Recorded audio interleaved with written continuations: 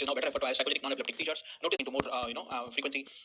There is more of trunk, pelvic thrusting movement, side to side head turning. These things are all very classical that this is not actual epileptic seizure but more of a non-epileptic seizure. So this kind of pseudo seizures or psychogenic non-epileptic seizures, one of the best clues is the EEG which was recorded in this patient, and immediately after the ictal phase, because during the ictal phase the muscle artifact, the shaking of the head will not allow us to make out the wave so well, but immediately after he comes to a stop, he becomes still. You can notice the EEG is totally normal, although he's not responding to touch and call. So this is clearly not a true epileptic seizure. This is a psychogenic non-epileptic seizure. So you can take a look.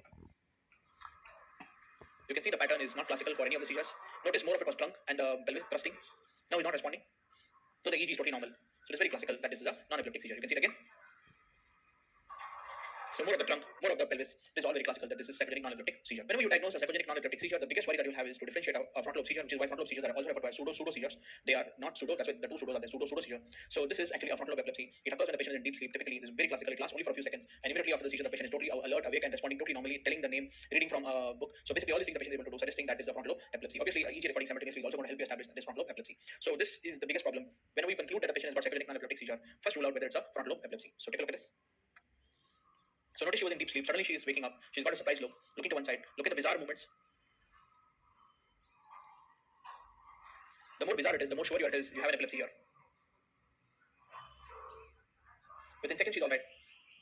When asked what her name is, she's able to respond. Okay, she's telling her name. She's able to read. So it's very classical. You can make out that this is definitely not a psychogenic non-epileptic seizure. This hallmark features of frontal lobe seizures is the occur in sleep. They have got bizarre movements. The patient has got bizarre movements in sleep. It lasts only for a very short duration, just for a few seconds. But immediately after that, the person seems to be totally alright. That's a particular thing, and that's why people confuse this with psychogenic non-epileptic seizure. So you have to be careful. And the clues are generally psychogenic non-epileptic seizure. Whatever movement starts a little slow and then builds up. Generally, the patients close their eyes during a psychogenic non-epileptic seizure, whereas in actual seizure, the eyes are generally open, as you can see in this case.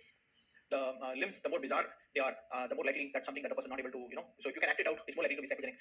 This seems to be very bizarre. This is more likely to be a frontal lobe epilepsy. It lasts for a short duration. Immediately the person is able to answer after the seizure. So that's one of the peculiar features of this particular seizure. That's why you should be cautious to be careful to tell that this is not a pseudo seizure. So take a look at this again. Notice she's in sleep. She suddenly wakes up. She's got this bizarre movements, which is the reason why sometimes they're confused as pseudo seizures.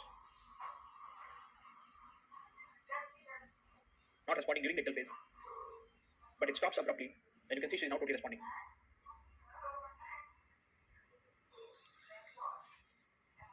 Okay, she's able to tell her full name. She's able to read that card. The next generalized seizure one should be aware of is the absence seizure.